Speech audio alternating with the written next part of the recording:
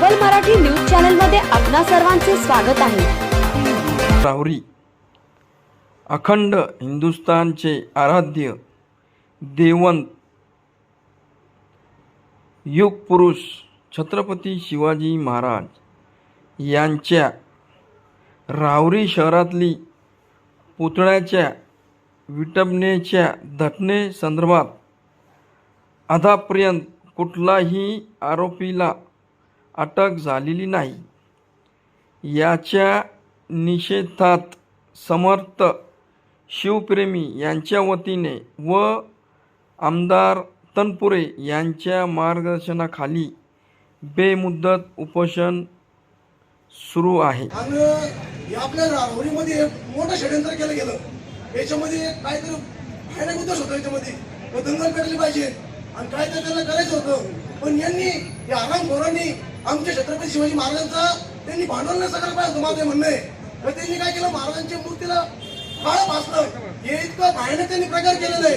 सगळ्यात पहिले आम्ही वंचित बहुजन आघाडीच्या वतीने व मुस्लिम समाजाच्या मी त्याचं निषेध करतो। आम्ही निवेदन पण देऊन आलेलो आहे। माझं पोलीस प्रशासनाला एक म्हणणं आहे, जे आरामखोर होते तिथं त्यांची तिथं त्यांनी काळं केलं ना, त्यांची तिथं दम आलेले सगळे आलेले। हे सगळं कोण करू आलं काय करू सगळं गावाला माहिती आहे आणि डिपार्टमेंटला पण सगळं माहिती आहे। उडून कलरचे त्यांनी काळ्या कलरचे कोणते कलरचे दुकानामधून कलर आणलं, फुटेज काढा सगळं त्याच्यामध्ये त्याला सगळं झालेलं पडलं। पण यांना कोणाचा तरी दबाव आहे वरतून, प्रशासनाचा दबाव यांना वरतून, मंत्र्यांना दबाव आहे। पण मी यांना सांगतो, हे जे भारत देश आहे हे संविधानावर चालतो, वरच्या मंत्र्यांच्या चालत। डॉक्टर बाबासाहेब आंबेडकरांचा भारतीय संविधानाचा आणि जे कोणी आरोपी आहे त्याला या शनी मंदिर पैसे आणून फाशी द्यायचं बाहेर गावला। गावामध्ये भांडण करणं करू नका। आणि आमचे म्हणणे गावाचे आमचे लोक भक्कम आहे, दादा आहे, अरुण साहेब आहे, पोटपोटला आमचे विलास नाम आहे, अरुण नाम आहे। हे बसून गावातला न्याय निवाडा करतील। भारतीयाच्या आरामखोरांनी आपल्या गावात याचे काही संबंध नाही बनायचं। ज्याच्या कोणाची चुकी होतील आपले एकदम मोठे लोक बसलेले ते त्यांना शिक्षा देतील।